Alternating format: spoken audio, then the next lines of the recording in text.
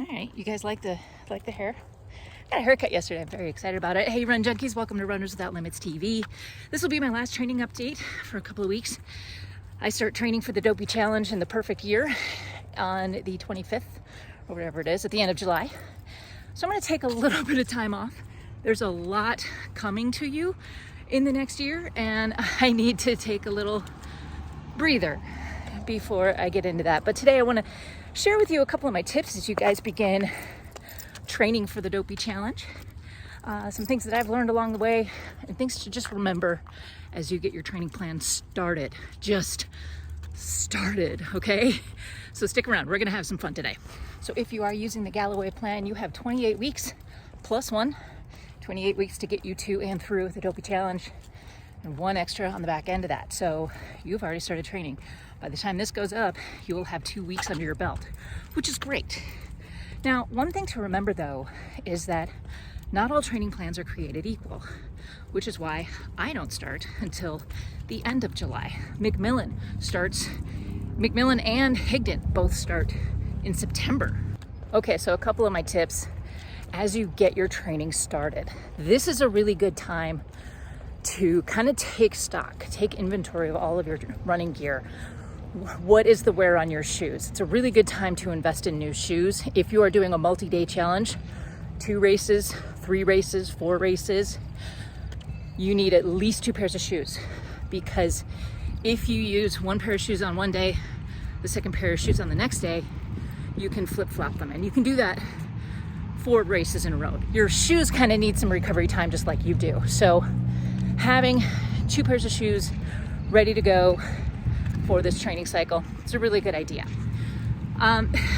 Ladies, sports bras. Yep, it's a really good time to make sure that those are gonna hold you. Yep. Other gear like hydration packs and belts. Do you have your nutrition lined up? Do you know where you're gonna start if you haven't figured that out already? This is a good time to take inventory on all of that. So make sure you've got all of that lined up before you really head into the meat and potatoes of your training plan, because as runs get longer, you're not going to have as much bandwidth as you do right now. Runs are short, 3 to 5 miles regularly, and you really do have a lot of time right now to figure that out. Another thing to think about is costume planning. Now, I know I have been guilty of very last minuting doing this, like, oh, what are we gonna do? And having only a couple of weeks or days to prepare a costume. Now, there's nothing wrong with that, really, except that it adds stress to you if you have ideas for certain costumes or would like to plan group costumes, single costumes, whatever you want to do. Because of supply chain issues and because of the kind of lag in how long that's going to take, I would highly recommend you get that planning at least started now. Figure out what you're going to do for each of your races. Figure out where you need to get the materials for it, and then start placing those orders. Look, you can always change your mind later if something else comes up, but if you want to have the materials you need to do the costume you want to do, then this is just a really good time to start planning that out. Now, a couple of other things to consider when you are going into a training plan of this length, especially if you started with the Galloway plan already. Mine is the same way. Just remember, it's a really, really, really long training plan. It's exciting and new and motivating right now, but I pretty much can say with 100% certainty that it's not always going to feel that way. You're going to get to a certain point in your training plan where, like, this is no longer fun. I don't enjoy this anymore. Motivation is going to wane, and it's going to be really hard. There are times where this is just not going to be fun. Just remember that going in, okay? The other thing too about this is that it's July, okay? You might be looking at your Galloway plan into the 20th week, right? And you're seeing really, really big miles. And you might think to yourself, I don't think I can do that. Fact of the matter is that maybe you can't or shouldn't right now, because that 20 plus miler isn't where you're supposed to be right now. But if you stay consistent with your training plan, if you keep checking the box and showing up, then by the time you see those miles in October, you'll be able to do it then. The point is, the training plan is designed to get you up to that point. It's progressive. Just remember that. Please don't freak out about those big miles later in the training plan. That's not where you are right now. You are where you are right now, and you will get there as long as you're consistent and keep checking the box. Another thing to remember about whatever training plan you're using is that it may not 100%, in fact, it's likely that it will not 100% meet you where you are right now. You're gonna stumble along the way, you're gonna miss runs, and that's okay.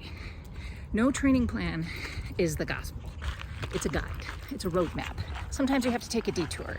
So just remember that perfection isn't possible, and you'll be fine.